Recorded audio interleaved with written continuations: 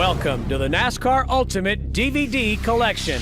This non-stop video library is designed to bring America's #1 motorsport off the front stretch and into your living room. We'll relive some of the greatest moments in NASCAR history, reveal the off-track lives of NASCAR superstars, and give you an exclusive pit pass into the NASCAR garage. Now, it doesn't matter if you're a newcomer to America's fastest-growing sport or if you were born with oil flowing through your veins. Each and every volume of the NASCAR Ultimate DVD Collection has plenty to enjoy for each and every type of NASCAR fan. So strap in and hang on. This is the NASCAR Ultimate DVD Collection. Welcome to NASCAR Thrills. Over the next hour, you will experience some of the most exhilarating moments in the history of NASCAR racing. We will also take a look at NASCAR's endless efforts surrounding safety development, research that allowed all of the drivers in this DVD to walk away from some truly spectacular crashes. So tighten those belts, because it's time to drop the hammer on NASCAR Thrills. Busch, Craven, nose to tail. They are dead even coming down to the line. This is going to be close. They touch. Craven got in. What a finish. Take it to the edge and back. Test the limits of man and machine. Gordon got looped in. Harvick. Get ready for NASCAR Thrills. One-on-one contact, you know when the line's been crossed. All you see is ground, sky, ground, sky, ground, sky. One left to go. And there goes Darrell Waltrip for the lead. Oh, look at that. Is he on the flat? On the last lap. Richard Petty goes back in front. They both spin. They're in the wall. Petty is sliding, slamming into the wall. I'm a loser. I'm a winner. I'm the sideline who's to say. I'm the faster. I'm the favorite. I'm the left out. Run away. Cale hits him. He slides. Donnie Allison slides. There's a fight between Cale Yarborough and Donnie Allison. They know they have lost. It's a good time. It's the white line. I'm the only one to blame. It's a sickness. You forget this. You'll be left here. It's the wrong way you think today. What a chance you did take today. It's the madness your drive creates. What a chance you did waste today. Over on its roof is Brian Newman in the tri-oval grass. The car flips 2, now 3 times. Oh, trouble. Elliott Sadler over once and a half. Oh, trouble. Steve Clark is off into the infield. Terrible crash. I'm a loner. I'm the only. I'm the blister and I'm the layman. I'm the wasted. Now I'm stronger. NASCAR Thrills from NASCAR Images. It's a mix of speed, of thrills, and unforgettable images from throughout NASCAR's amazing 6-decade ride. It's going to be Dale Earnhardt Jr. NASCAR Thrills also goes beyond the racetrack to see how NASCAR and its teams pour as much effort into safety development as they do into the races themselves. So come along for the ride, the memories, the evolution, and get thrilled in 5.1 surround sound. It's NASCAR Thrills from NASCAR Images on DVD. For nearly 6 decades, no sport has enjoyed a more meteoric rise in popularity than NASCAR. Nearly every weekend, from Valentine's Day through Thanksgiving, hundreds of thousands of fans jam the grandstands across the United States, and millions more watch on television. The reason? They just may witness a special moment like this one. Photo finishes. Getting physical here at Darlington Raceway like it's supposed to be. Craven has another shot, but only one. The white flag out. This time, Kurt Busch leads by inches back to turn 1. The gloves are off. Craven is there, and in turn 1, half a car length back. Busch drifts high. Craven unable to make a move. Here they come off turn 2, racing for the lead and the win. The crowd on the back straightaway is just going delirious. Busch, Craven, nose to tail. Here comes Craven up top. Busch goes up the block. Here comes Craven down to the bottom, trying to hang on. Both cars are loose in fours. He's got him this time. It's going to be a drag race. Wow! They touch. Craven got him. Craven got it. All right. What a finish. The goal for every NASCAR driver is simple: to make it to this line before anyone else does. Now, some races are won by several car lengths, others are won by several feet. But when Ricky Craven outdueled Kurt Busch at Darlington in 2003, the difference was measured by several digits to the right of the decimal point.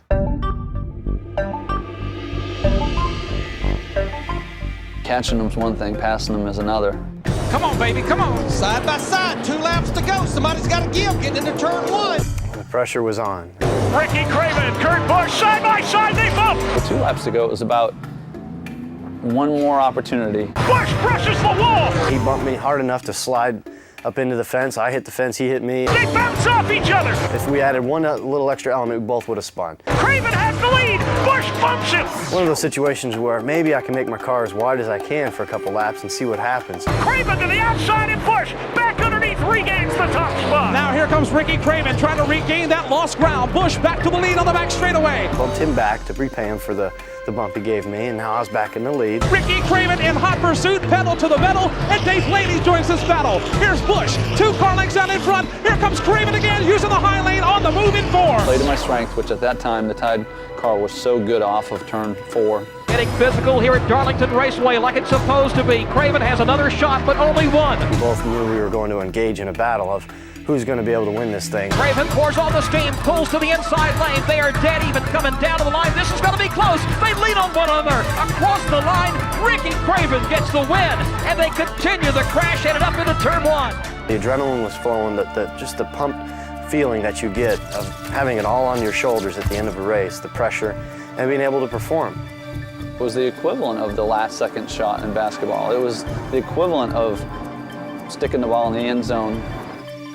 That's what any driver wants, and that's what any kid dreams about, is being in position, let's say the bottom of the 9th, or catching that football in the end zone, getting both feet in bounds and scoring a winning touchdown. It's all about hitting it out. It's all about hitting it out. I'm not interested in a base hit.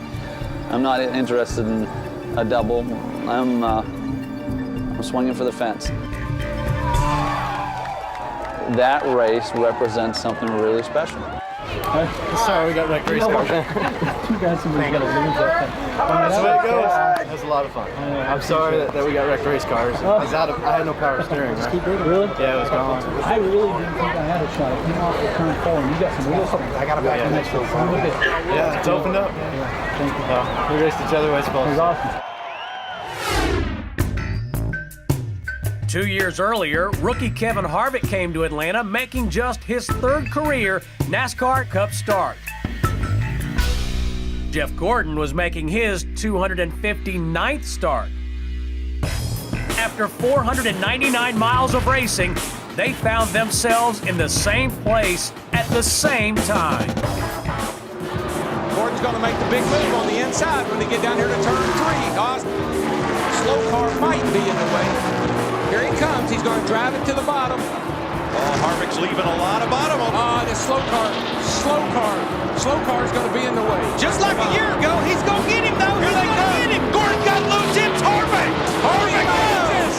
Harvick by inches. Harvick by inches. What a race. What a finish. Harvick beat Gordon by 0.06 of a second.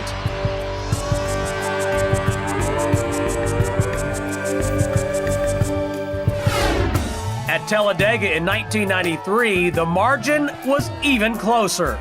This is the battle for the lead on the very last lap. Jarrett falls in behind Irvin, and Kyle Petty falls in line behind Earnhardt. Jarrett falls off of Irvin. It's Earnhardt and Irvin coming up on lap traffic. It's a dead heat at the end of the back straightaway. Ernie Irvin to the bottom of the racetrack. Now it thins out to 2 by 2. It's Irvin to the inside. Up high is Dale Earnhardt. Lap traffic ahead. Ernie Irvin with maybe a foot on Dale Earnhardt off the corner. Side by side for the lead of the diehard 500. Here comes Mark Martin. He'll try and tuck in right behind Ernie Irvin, but it's going to be Irvin and Earnhardt settling it. Irvin goes to the low side of the racetrack. Earnhardt force high. Here they come to the stripe. It's going to be a dead heat at the line. Earnhardt by about 2 inches. It looked as though Earnhardt by about 1.5 inches or 2, if that much.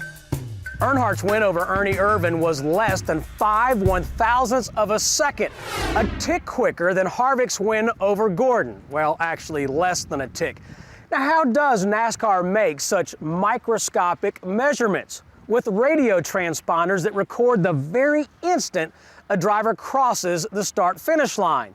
NASCAR has been using electronic timing and scoring since 1993. And come to think of it, it would have been nice if NASCAR would have had those transponders back in February of 1959. 3 days for NASCAR to find a photograph good enough to declare Lee Petty the winner. Only 2 of the 3 cars in this picture were actually fighting for the win in 1959. 44 years later, the NASCAR Craftsman Truck Series did one car make that truck better. Up on top, Dennis sets around the outside of Bobby Hamilton. Here they come out of Presley, dodging to the high side. Crawford goes down low. He tries to make the pass as they're coming to the line. It's Rick Crawford making the pass, and Crawford wins the Daytona 250. That's what I'm talking about. Truck racing.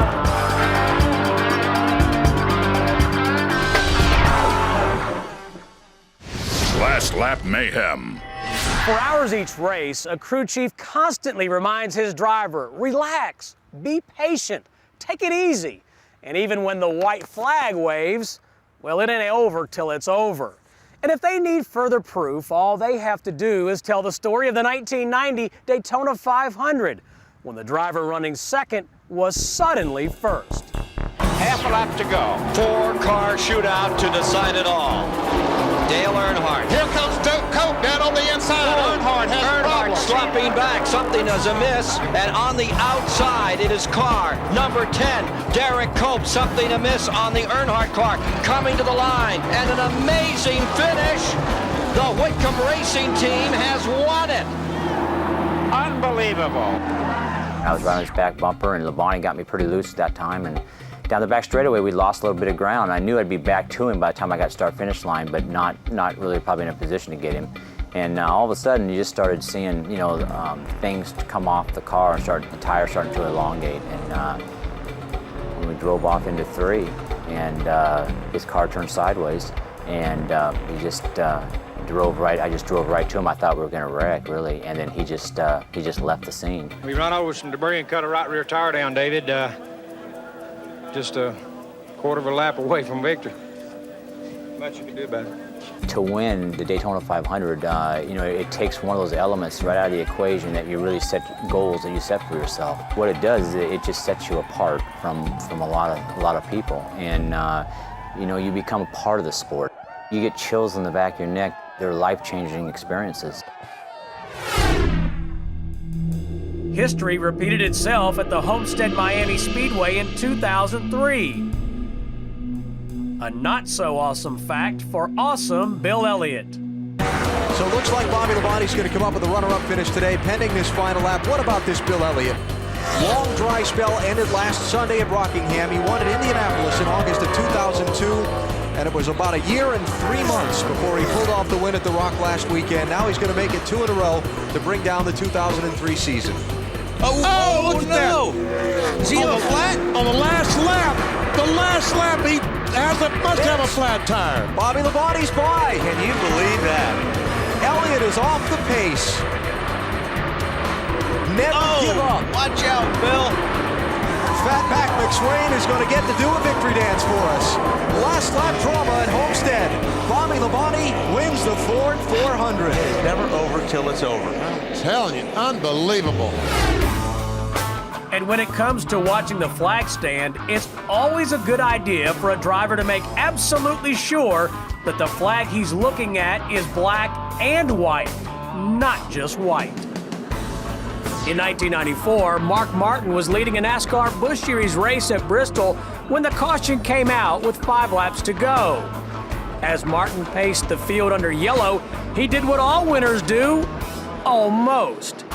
He waved to his adoring fans, accepted the congratulations of competitors, then lost count of the number of laps run, heading to victory lane 100 yards shy of the finish line and handing the win to David Green. I can't believe anybody else would be that stupid. That's the stupidest thing I ever done. There's nothing else I can say. I thought the race was over.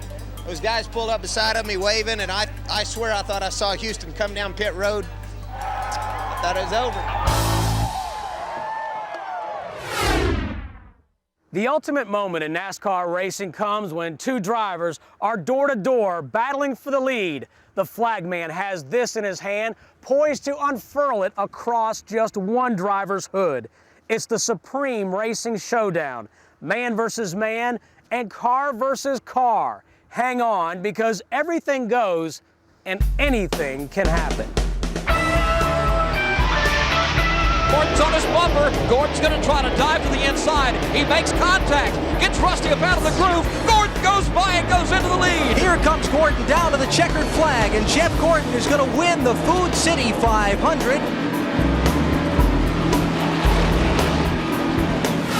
You're going to be side by side as they exit the bank and head for the finish line. Richard Petty goes back in front. They both spin. They're in the wall. Petty is sliding, slamming into the wall. He's coming down toward the finish line. Will he make it? He's still moving. The car stops 300, 400 feet shy of the finish line. Pearson is still running. Here's Petty trying to fire to come across the line. David Pearson moving down through as they come to the stripe. The winner is car number 21. Trying to take it home. It's all come down to this. Out of turn 2, Donnie Allison in first. Richard Petty is now pulling out in front. Darrell Waltrip is in second. A.J. Boyd is in third. And there's a fight between Cale Yarborough and Donnie Allison. The tempers overflowing. They're angry. They know they have lost. And what a bitter defeat. The Bristol Motor Speedway, Thunder Valley, has long been the site of some of NASCAR's greatest last-lap duels. On a steamy August night in 1995, 2 of NASCAR's greatest champions blew off a little steam of their own. Burton moves out of the inside of Mike Wallace, trying to make the move. He'll fall back in line, single file. Now Earnhardt is within 3 car lengths of Terry Labonte. Last time into turn number 3, and Labonte now deals with the traffic. Lap 499 on the board. Here they come to the stripe. White flag in traffic. Labonte gets crossed up. Labonte goes around. Dale Earnhardt now watches, but across the line, I believe Labonte spun across the line and got the win. Dale had fresher tires than we did, and he was gaining on us pretty good. We were coming down at the end, and just as luck would have it, I caught some traffic, right at the end. That they were racing each other for a position. And I think they were on the tail end of the lead lap, and so they were really, were caught up in that and didn't see what was fixing to happen behind them. And I passed one of the cars, and about the same time I was trying to pass him, Earnhardt got in the back of me. We're coming to the finish line, and so I never let off because I knew I was going to beat him to the finish line if I stayed in the gas, but I didn't know where I was going to land after that. So I thought, I'm going to worry about that after I cross the line, and sure enough, I got in the wall and tore up the car. But it made for an exciting finish. As the white flag comes out, 1 left to go. Like Labonte and Earnhardt, NASCAR's greatest drivers have always stepped to the plate to provide us with the sport's most adrenalized moments. Well, you can see it happening right before you. They're coming to turn 3. 2 more turns to go. Richard Petty still side by side. Donnie Allison still hanging in third. Oh! Petty has got to leave it. There comes Walter down below him as Petty stood up high. Donnie Allison trying to move past Petty into second place. They're coming to the finish line. It is Darrell Waltrip winning the Rebel 500. Baker, high side, Waltrip down to the bottom. Allison's got the lead. He owns the racetrack out of the tri-oval, and as they head out of that 18-degree banking into the checkered flag, it is Allison by a car length. Hard hits. Have you ever had to get up in the middle of the night only to wind up stumbling in the dark and smacking into the wall? I hate that. Well, now imagine stumbling into that same wall at 170 miles per hour. Right.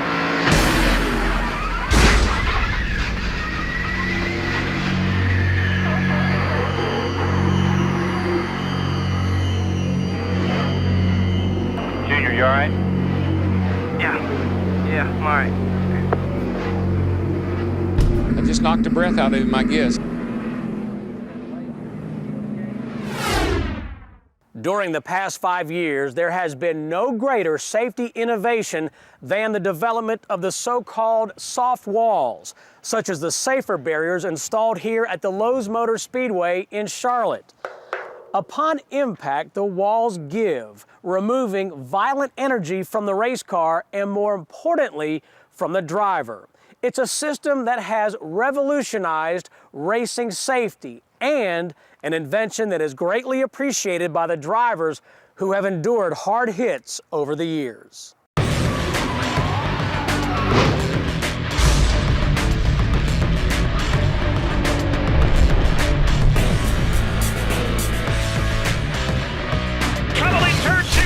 Cars hard into the outside wall, one of them upside down. Kenny Wallace is one of the machines, the other impossible to tell. Heavy flame and smoke as they slide down the back straightaway. Problems for Ward Burke. He spins out of control, collects Kyle Petty.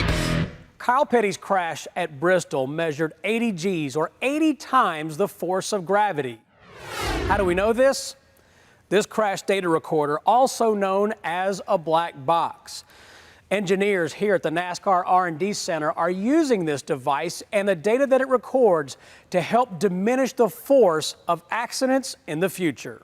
In 1990, black boxes hadn't yet been invented. A good thing, because Michael Waltrip's Busch Series wreck at Bristol may have put up numbers too scary to believe. I remember it hitting, and then I remember I couldn't breathe. I couldn't breathe, and I must have passed out because I didn't get knocked out because it didn't really hit my head. Next thing I remember is coming to and being a lot of people around.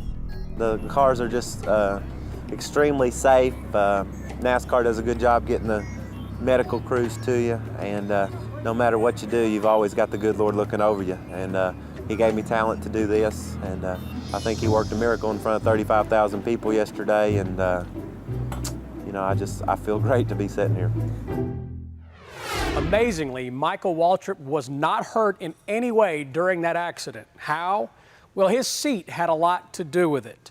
Now, this isn't your standard bucket seat from the showroom. It's a constantly redesigned piece of engineering, a cocoon of metal and carbon fiber, and a driver's last line of defense against injury in an accident. Oh my God, was that a hard hit. Oh my Lord. Derek Cole. Hard hit. Goodness that gracious. Thing took off early. I remember, you know, going off into turn 1 at Richmond, which you drive all the way in the corner a long ways there. The throttle stuck, and I went straight up in the wall. But you know, speed's relative. Your body adapts to going very, very fast, and it slows things down. So you have a lot of time to look, think, reflect, and figure out things. I remember trying to hook my foot under the throttle. I remember going for the button on the steering wheel, but it was a new car from somebody else, and they were in a different spot. And so I missed on all those counts. And at that point, it was inevitable. I was going to hit the fence and hit it hard, and I just leaned into the headrest and took the shot. The whole thought at that point is getting back in the race car as quickly as possible, and I know that's kind of warped, but that's what you think. As a result of its safety research, NASCAR has also mandated the use of these devices, the Hans, or head and neck restraint, and the Hutchins device, designed by Richard Childress racing engineer Bobby Hutchins. Both devices attach to the driver's helmet to help hold the head steady in an accident and avoid head and neck injuries.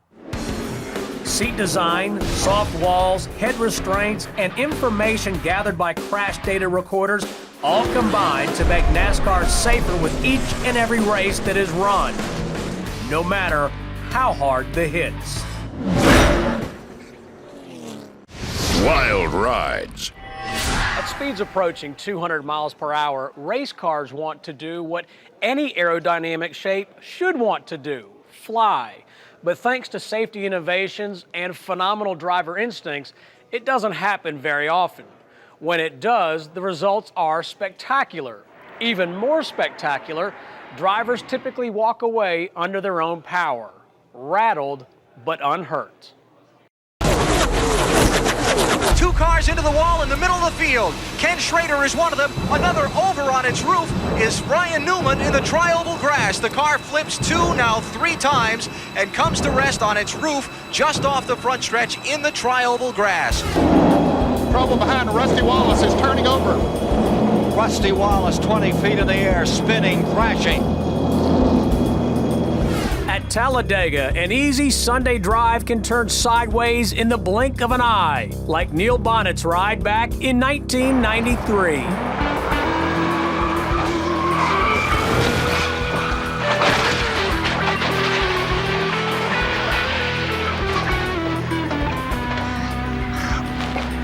Wow, that's the kind of lick that Neil didn't want to take, but look at him, he's crawling out of it. That's good news.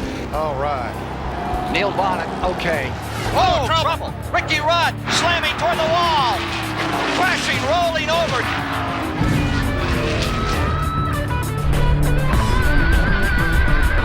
We're running in a tight little pack. There wasn't a lot of cars in that race. It was like 12 cars. And I remember the guy behind me, Jody Ridley at the time, coming out of turn 4, barely nudged in the back of hit me in the back bumper. Barely nudged me, but it broke my car loose. And when it did, it started sliding to the infield. About that time, it got airborne. The car went up, everything got really quiet.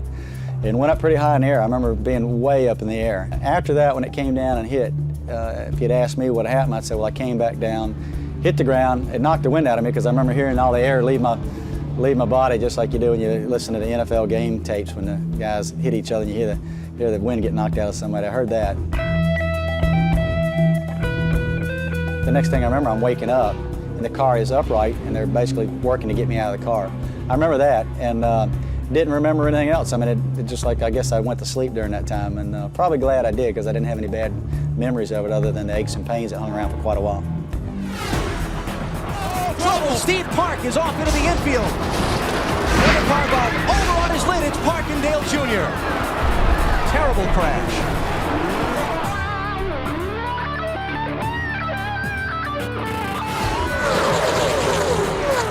It's hard to ask 43 human beings to be perfect for 3.5 hours, running 3 wide at 190 miles an hour. Oh, trouble!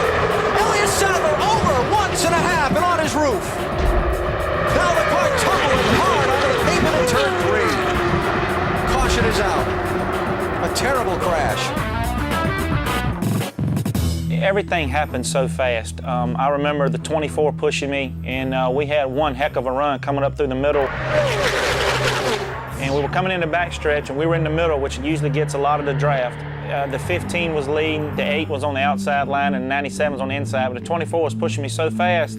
We were going to be running so fast by the time we got to the middle of turn 3 and 4 that I was watching the 15 trying to decide what side of him I was going to pass him for the lead on. I wasn't even, everybody else was pretty much zoned out.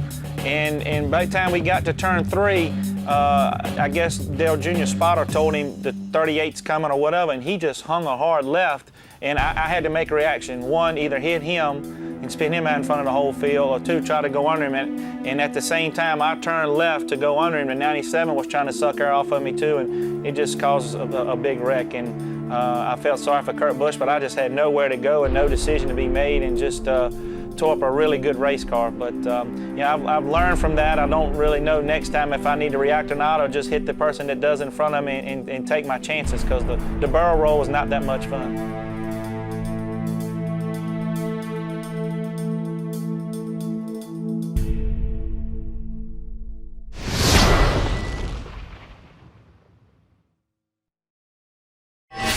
Gary Nelson is the Managing Director of Research and Development for NASCAR, and we're inside NASCAR's 61,000 square foot R&D center here in Concord, North Carolina. And Gary, thanks for having us. This is a facility that race fans don't really get to see much about, so we appreciate the opportunity to go on a little tour. Well, we're very excited that you're here, and we're always happy to show the fans and anybody in the sport what goes on inside this building, because it's so new to racing. What is an R&D center, and what do you guys do on a daily basis?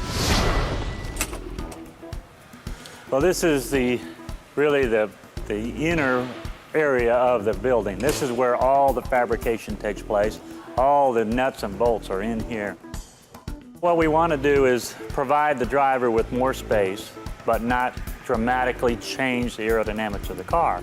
And that's a pretty tough job. We have to really understand what the aerodynamic signature of the current car is, apply the bigger greenhouse, which gives the driver more space for safety, and not upset the balance and change the handling of the car, where what you really want is the same aerodynamic signature with a bigger body, and it's very difficult to do. What would you say your mission statement is? I think it's three parts: safety, competition on the track, and cost to the car owner. And every question we get, if it's, how do you like this steering wheel? How do you like this seat? If we ask, how does it affect safety? How does it affect competition? And how does it affect cost? If we can get positive answers from those questions, then we have a pretty good thing. Racing inherently can be a dangerous sport by its very nature, but it seems like an exciting time for the safety elements to be embraced the way they are. Well, safety is, and I had to sit down and really think about it to try to understand it, because when I was a crew chief, you got the race results, and that's your report card. How did you do? Well, where did you finish? And when you think about politicians, their voters tell them how they're doing. When you think about a business, the bottom line tells you how you're doing in a business. Well, in safety, there's no clear-cut report card that you can get that says you're doing this good. You can never say this guy's better off because of the improvements that we've done here or somebody else has done somewhere. You can only say that you think the sport is better off, but you can never actually, no two accidents are the same, no two people are the same. So one may be injured where another may not be in the same exact type of accident. So you always just try to do the best you can, and you feel good about it, but you never really have that report card. And that's a difficult thing to adjust to. I recently read an interview you did where you talked about the idea or the concept of safety and are we state of the art? Are we cutting edge? And you very articulately said, we don't know what state of the art is as it exists today. We're just trying to stay ahead, essentially. Yeah, it's so, to me, it's so exciting to see technology and you know, the old better mousetrap analogy that you know, many people for many centuries have tried to build mousetraps, and there's always somebody that invents one that might be better. Well, but when you think about it, state of the art is what is this moment good. Well, what's going to be good tomorrow? There may be an invention that changes everything. So think about a typewriter that was commonplace years ago. I mean, when I went to school, I took typing.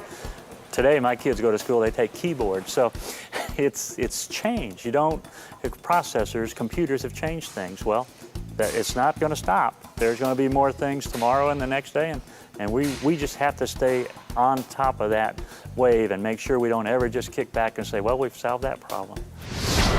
What are you most proud of since this facility opened? And it hasn't been open that long. What are you proudest of? I think I'm most proud of the process that we've got in place here, the resources that NASCAR has given us, the staff that we have. There are a lot of young folks and some experienced folks mixed together. The process now is in place to find solutions quickly to problems. And to me, that is the most exciting thing, to see it go from an idea to a reality in really just a short period of time, and now see the results. The big one. Trouble trouble as Allison shreds the right rear tire. The car gets up in the air and crashes down onto the asphalt right at the start-finish line. Prior to Allison's wreck in 1987, cars raced at unrestricted speeds of over 200 miles per hour at Daytona and Talladega. But Allison's wreck was proof that stock car racing needed to slow down. The answer? This. A carburetor restrictor plate that's placed over the intake manifold, limiting the amount of air that gets into the carburetor and cutting horsepower. Safer racing was the result, but a new challenge. More cars were running in bigger packs, nose to tail and side by side, giving birth to the big one. Trouble, Stewart in the wall. Here we go. Here we go. Robbie Gordonson at the 33. Harvick is around. Here we go, guys. The big one.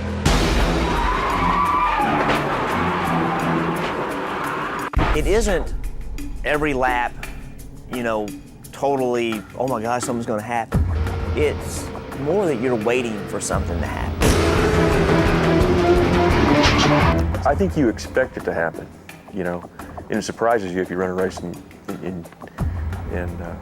it doesn't. A horrible crash on the back straightaway that began when Tony Stewart got turned sideways against the backstretch wall number 20. The wreck happened off turn 2 and, you know, getting hit 3 or 4 times, boom, boom, boom. All of a sudden his car's up in the air floating. And I was probably running 26, 28, something like that. And lo and behold, lands right on top of my hood, you know. I was like, how in the world can this happen? You know what I mean? You know, that just doesn't seem right. But, you know, it's just that bumblebee thing that you're in a pack of cars and you just can't slow down. And, you know, if you do slow down, you're probably going to get hit because it's hard for the guy behind you to see what's happening. Being 3 wide isn't really all that much, you know, stuff going on. But when something does happen, there's nothing you can do. Trouble, turn 1, hard a car in the wall, and spinning down to the bottom. There's going to be 10 or more cars involved. You are just kind of stuck in the pack, hoping you don't get in the wreck. And so really all the anxiety and all the tension isn't about what's going on the racetrack right then and there. It's what might go on the next lap.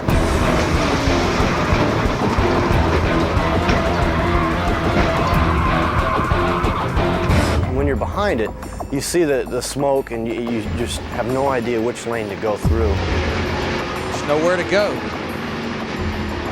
There are times when a driver, you know, sees enough to make a move before the wreck happens, but once the wreck happens, you know, where are you gonna go? You know, you got everybody around you, somebody runs over you from the back, you run over a guy in front of you.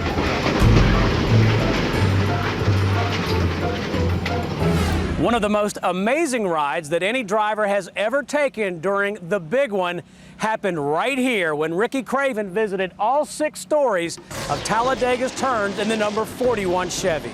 Trouble in turn number 1. Mark spins out of control. The whole pack is involved. Cars tumbling through the air. Over on twisting around and hit again as it comes back to the bottom of the racetrack in the corner. A savage crash in turn 1. Several cars involved. I remember waking up in Birmingham Hospital, and they had a small TV in the room, and I saw a clip of the wreck. And I said to my wife, boy, I feel sorry for that son of a gun. I had no idea how bad it was. I had no idea how ugly it looked. I actually hit the wall upside down, and it hurt. And I thought, man, it got really quiet, and I thought, well, that was bad, but at least it's over. What I didn't realize was at the time I was in the air, and then it just started, you know. And once I got caught up in the fence, it sort of got ugly. Pit road intensity.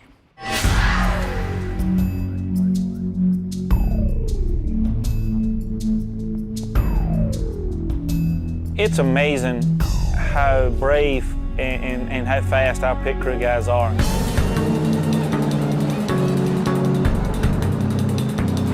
It's almost like a squad in the military. When something's happening, they all work as one. They all know what to do. It's unwritten. They're trained to do a certain thing. They give 120%. You know, a lot of them I've seen injured, broken fingers, bad knees, and they put on those knee pads, and they go over the wall, and they'll drop those knees to the ground. I don't know how they do it. They're agile athletes where they jump over a wall. They're carrying an 80-pound tire with them. They've got the air gun. One guy's got the jack. The two guys in the back are dealing with the gas. It's very flammable, and they can't spill a lot. There's this, each element within a pit stop has so much talent involved with it. It's as much chance to get in trouble in the pits as it is on a racetrack. Oh, trouble on pit road, my goodness. Ward Burton has gone through Ricky Rudd's pit crew. Oh my gosh. Goodness gracious. I remember what happened that morning. I even remember running to the Ingersoll truck to pick something up for my gun, and the national anthem was playing. I remember we was running real well that day. We come in on lap 111, 115, something like that, and we was sticking a spring rubber in the right front. Then all of a sudden it went blank. You have to have no fear. I mean, if you're scared, you're going to get hurt, or you will get somebody else hurt. I mean, you just have to have the heart and soul and the desire to go do this, because it's not an easy job. Burrell not only came back, but eventually went to work for the very driver that knocked him down, Ward Burton. Like I said, life's a full circle, and here it is. You know, Ward's my driver. I'm his engineer and front tire changer. I think it's great. A lot of people look at Ward and myself, and they're like, what's up with that? Because when you see us, we're always talking about hunting, fishing, racing, life, whatever. It's just like most drivers and their crew members, you know. It's their family away from their family, and they would do anything in the world for them. Bobby Burrell's accident led to the development of this: helmets for every pit crew member that goes over the wall on race day. Now, during a NASCAR race, there's no more intense place to be than on pit road. More happens here in 13 seconds than can happen in 13 laps on the racetrack. And every pit crew member must be as alert as the driver they work for. Jeff Gordon and Michael Waltrip tangling. Sorry, I had no idea that 15 car was coming in there. And he's down the lane. Oh, he hits the 43. A crewman's down. Whoa, Kevin Harvick and Kurt Busch get together. He gets one of the crew members.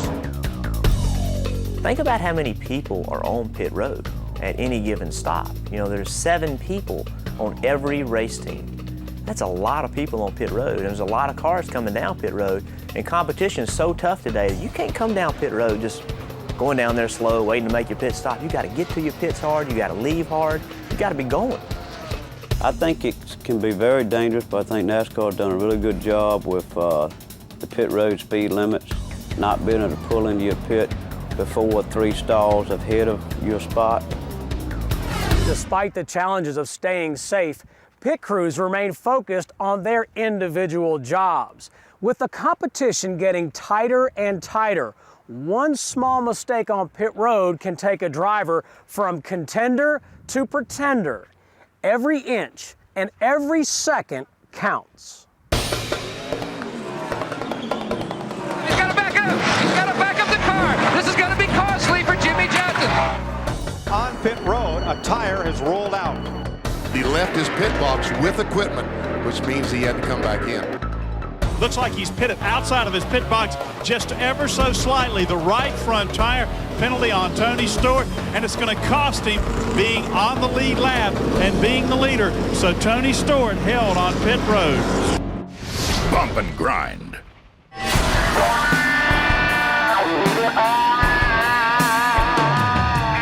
500 laps of, you know, just close racing. You're on a short track, you know, you drive the thing like this. You're on the gas, off the gas, spin the tires, pushing loose. It's okay to rub. There's a lot of unwritten rules that go on, kind of a code between drivers. There's an old saying, rubbing's racing. Oh, no, just putting us in the wall. You know when you get bumped and somebody does it intentionally.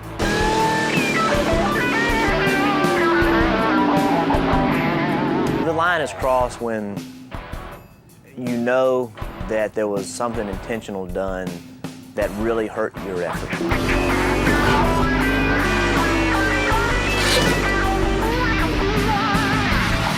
Well, I think the driver knows when he's crossing the line. If he's just trying to pay somebody back. There's cheap shots and there's hard racing. There is a difference in it. Most of these things that happen don't happen because you're trying to wreck the guy. They happen because you're trying to drive your car as fast as you can. Oh, trouble! Johnson spinning to the inside. That's what racing's about. Contact. Tony Stewart and the two of Rusty Wallace. Coming down the back straight with his finger out the window and just give me the bird all the way down the straightaway after he run me through the fence. He's messing with the wrong guy with that mouth right now. It's tough to keep your emotions in check. Dale Earnhardt Jr. and Ward Burton were racing for 12th spot. Now Ward's in the wall. All right, is this a knuckle curve or a fastball?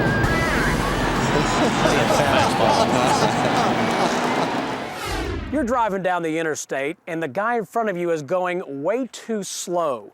Now, wouldn't it be great if it were legal to just punt him out of the way while you cruise on down the highway? Well, in NASCAR, it's not only legal, it's a way of life. A maneuver known as the bump and run, where a driver nudges the competition and goes on by, all the while conscious that no one gets hurt. In other words, don't try this at home. Here comes Gordon right up to the bumper again. The bump and run. There it is. Gordon underneath to the lead. 2 laps to go. The bump and run is going to get Jeff Gordon the checkered flag at the end of the winless streak. Gordon wins the Sharpie 500 at Bristol.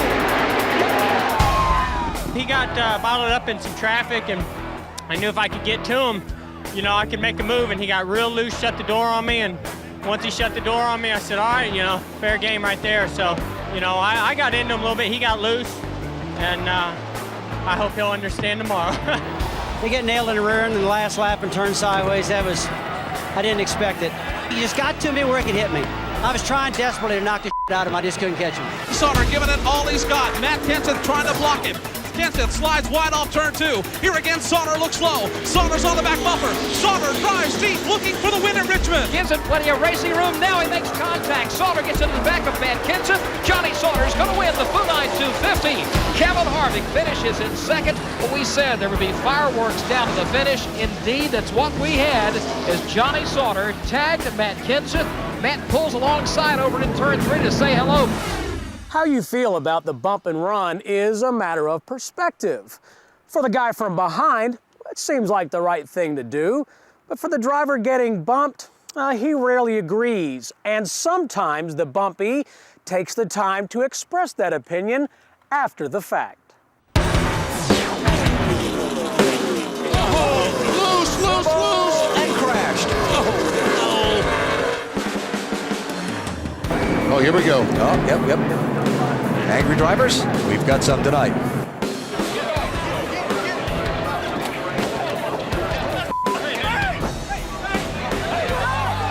walked across the top of the 21. And now it's on. And if he's going to, take a cheap shot, he's going to get one back. I promise you that. Ricky, what was the contact with Kevin about? I don't know. Kevin had trouble on the restart. He couldn't get going or something. Anyway, went down turn 1. I guess he just put on the brakes a little harder than he had been, and I got in the back of him. I mean, my fault, but it wasn't on purpose. It was an accident. What did he say to you when he climbed out of the car? I couldn't hear him. He's, got that little yap mouth. I couldn't tell what he was saying. The key to keeping your cool, they say, is not to take it personal, which in NASCAR is easier said than done. Now Elliott goes after Earnhardt as they come out of turn 4.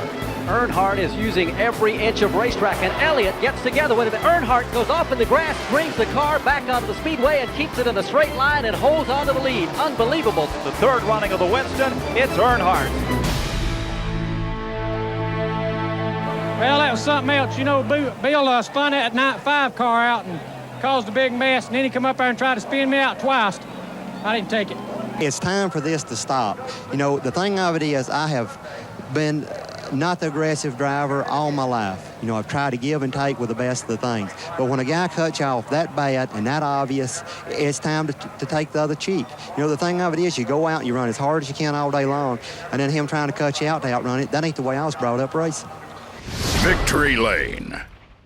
Of course, the goal of all this semi-controlled chaos is to stand in the hallowed ground of Victory Lane.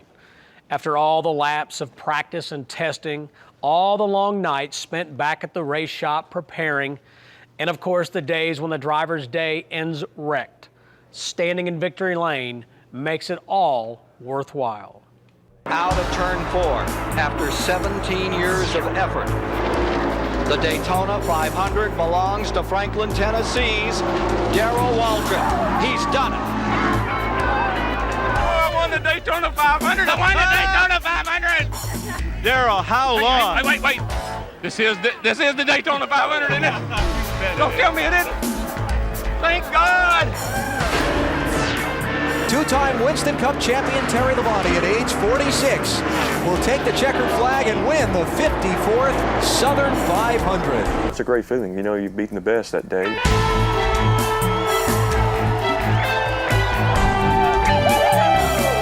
We have one winner and 42 losers every single week.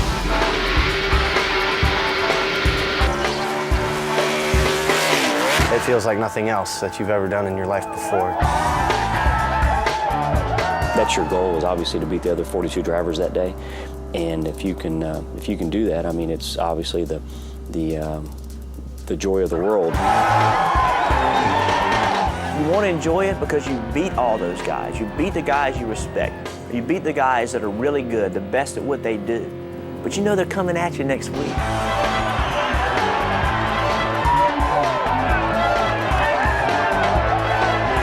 I've never understood why we get these little rinky-dinky trophies. I won a race at Darlington one time and got a trophy that looked like a flower vase.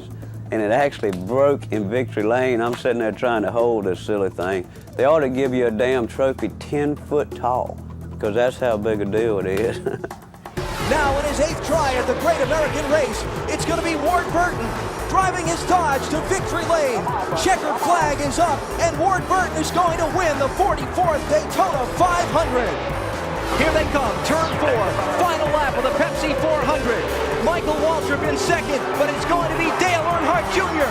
using lessons learned from his father to go from 6th to 1st and score the victory in the Pepsi 400. That's unbelievable. Storybook ending. Oh, this is great.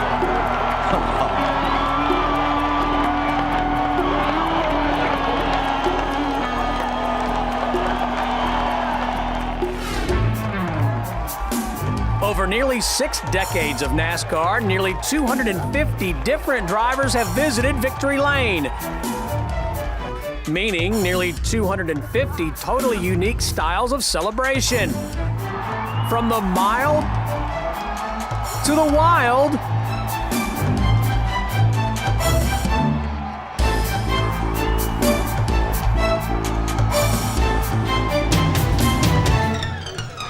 to the just plain weird.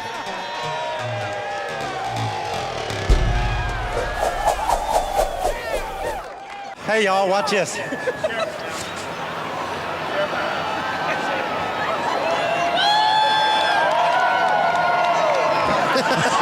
already did it once, it doesn't matter now. Michael Waltrip picks up another win. Congratulations, Michael. Woo! Once you do get to Victory Lane, the time is yours and yours alone. What you choose to do with that time is entirely up to you. My family was all here, Mom and Daddy and Connie and David and my girlfriend Buffy, who I'm fixing to ask to marry me one of these days. Maybe even today. Will you marry me? Yes! Hey, were you serious, Michael? Yeah. You were? I got your ring in the truck. I just didn't know when to give it to her. I never did it before, so I didn't know how to do it. Buffy, what about that? Hey! Do you accept? Yes! In the end of all this action and all its craziness is the goal of being the fastest car on the racetrack, that NASCAR adrenaline rush. And while the teams keep getting quicker, NASCAR works behind the scenes to make them safer. It's the ultimate race on and off the track. And they keep getting faster. We hope you've enjoyed riding along during this edition of the NASCAR Ultimate DVD Collection. From the track to pit road to the race shop and beyond, there is no better way for fans to experience the behind-the-scenes thrills of America's #1 motorsport. Thanks for watching, and we'll see you in future editions to the NASCAR Ultimate DVD Collection.